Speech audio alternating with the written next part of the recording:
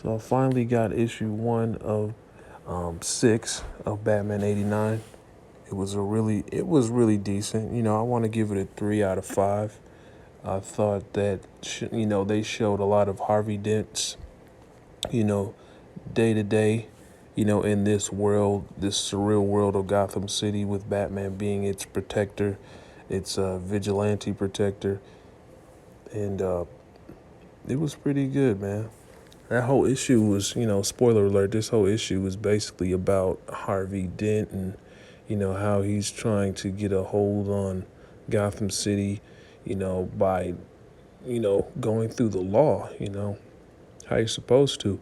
And he sees Batman like anybody would see Batman in his position, who's part of the law. They see him as a vigilante. He's doing more harm than good. Um, And also, another spoiler alert, Harvey Dent actually wants to get rid of Batman.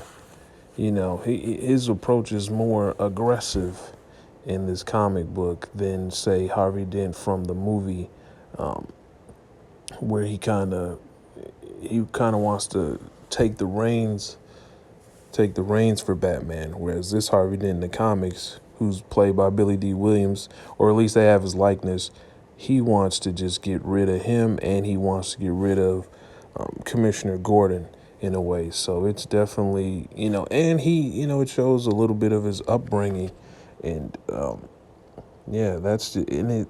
So it's already setting up a kind of a, you find yourself wanting to root for Harvey Dent, but his trajectory, his story arc. It always ends tragic. It's the fallen hero story arc.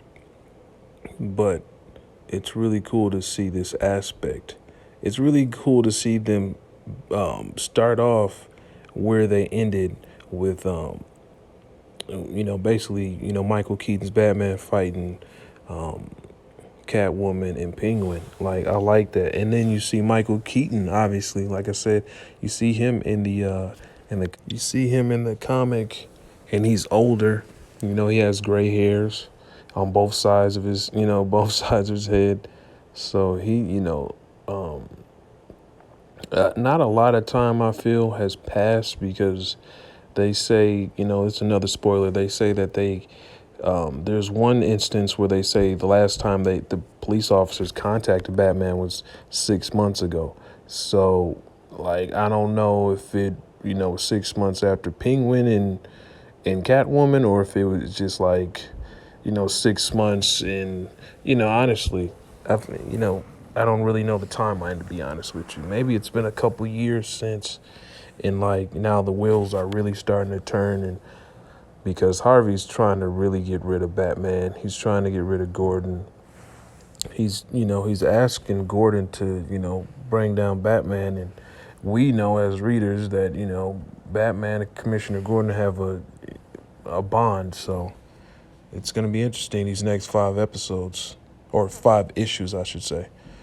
And also, but I'm not sure, I think not Batman, but I think Robin's going to have an appearance, man. There was some, Batman was attacked by an unknown assailant that was basically a vigilante himself trying to help someone. And they didn't reveal who this hooded figure was. So I think we might be seeing Robin pretty soon. We'll see.